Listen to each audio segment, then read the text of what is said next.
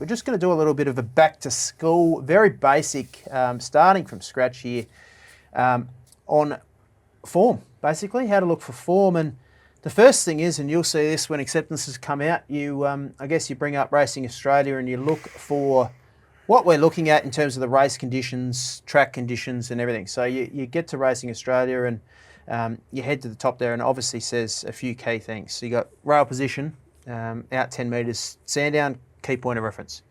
Track condition, what track you're playing on, what surface, the weather obviously as well, and a bit more track condition. Then you scroll down to the race, so you go to something like the CF4. You look at I'm Thunderstruck's form.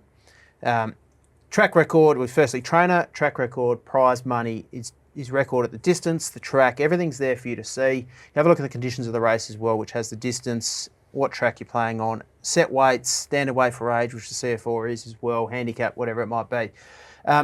After that, guys, what do you do in terms of form? I'll let you go first.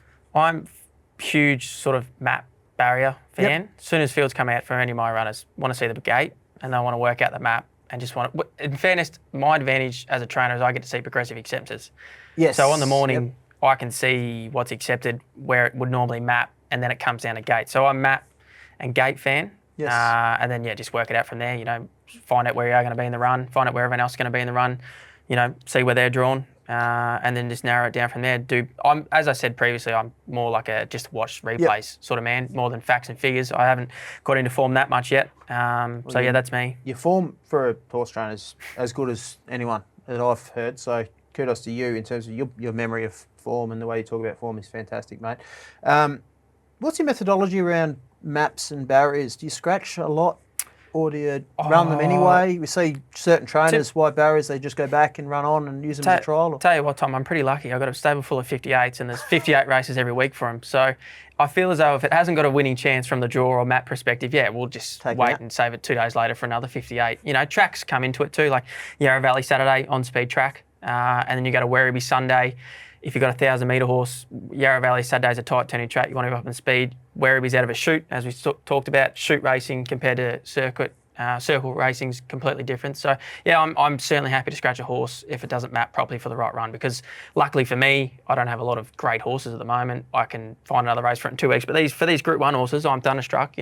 Pricey's not going to stretch him from the draw. He's got a set plan. He's sort of got to run regardless. So, happy to wait for another day for sure. Interesting. Jules? Yeah, it's you got lots of colours on there's a few things there, mate. That make he grabs some A4 first. That's what he first gets. A bit of A4. Reflex.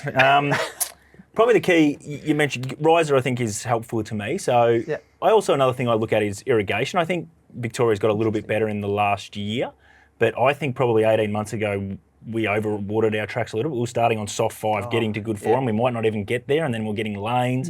I think this summer has been outstanding. We've race started on 4s, and we're getting to 3, and more or less we're starting on 3s. And that's, as a punter, and again, I'm probably speaking a little bit different, Reece, you probably want some juice in the track for your horse's feet. Mustn't be any internationals over here, George. Yeah, correct. But for me, I just love punting on fast tracks. So irrigation's always important that I check, which you can see at Riser as well. I look also, if it's a group race or a listed race, they do actually have the history. So you can just go back to the last 20 years. And again, it's just a tool that I use. I don't put everything into it, but it's just interesting to come up with some little factors of some horses are well suited compared to others. And then from there, I've got my base of, how I think the track's going to play from the rail. I've got my own database that I've worked on for the last sort of 15 years of how I think this track's going to play in these kinds of conditions. And then from there, the map. And I do my own map. So I know there's plenty of places out there that have maps, but I actually go, I'm going to do my map, because I think that's good. Even though everyone else might have this horse going back, it's now third up and it's ready to peak, I wouldn't be surprised if they go forward. And if I get it wrong, I get it wrong. And I'm happy to get it wrong myself. Find an edge. Possibly, but I'm happy to die by the sword of my own making, because I don't want to trust, whoever put this horse fall back the rails, and I'm like, well, I'd rather do it myself. So, what platform do you use to do your maps? You just by hand? Or just by hand. I'm just on paper. Yep. So just go off right. Mate, it's old school. I like it. Yeah. Real good. I'm waiting for him to get the feather and ink out. Too funny. We could talk about that for ages, and we might do that. Obviously, weights and measures and handicap ratings and the nature of the race, whether it be level weights. We see a couple in Sydney, the class horses come back in secret at level weights and whatnot. So that's always interesting, looking at the the type of race and the weight measures and whether it's weight for age or standard.